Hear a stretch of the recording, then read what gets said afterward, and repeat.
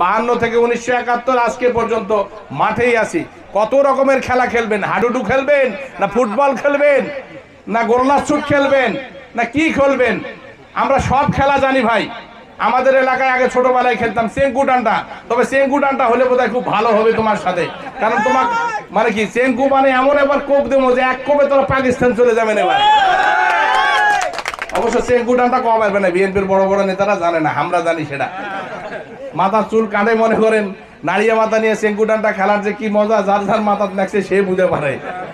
মহিলা নেত্রী একটা আছে অবশ্য, বড় বড় কথা কয় খেলা হবে বলে, এখন কি বে খেলা হবে বেডিসলের সাথে, সেটা তো আর হারা কওয়া বারো সিনে কয় বলে আসেন খেলি, খেলা হবে। মুশকিল ব্যাপার সেবার। আমরা তো আসলে খেলাধুলা তো বুঝি না, আমরা বুঝি কি উন্নয়ন, আমরা বুঝি বাংলাদেশের অগ্রযাত্রা, আমরা বুঝি মুক্তিযুদ্ধের সপক্ষের শক্তি কারা।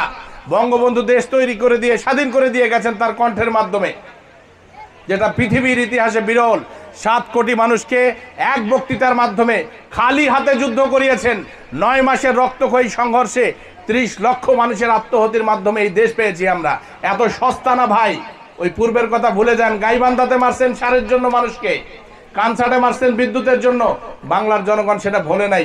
এই যে ভ্যাপট গাড়ির যে তোরা ঘরগুলো দেখোছেন, অনেকে কোন ওখানে মানুষে তো থাকার লোক নাই।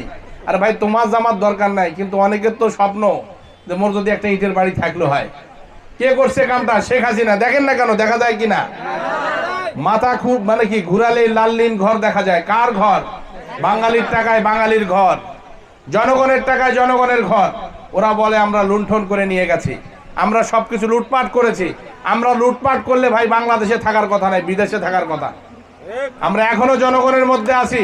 বিএনপির নেতা আছে বাংলাদেশে, বিএনপির নেতা আছে লন্ডনে, বিএনপির নেতা লন্ডনে আছে।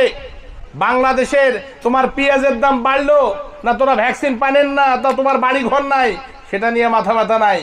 ক্ষমতায় আসার জন্য কিছুদিন আগে পেট্রোল বোমা দিয়ে মানুষ মারছে।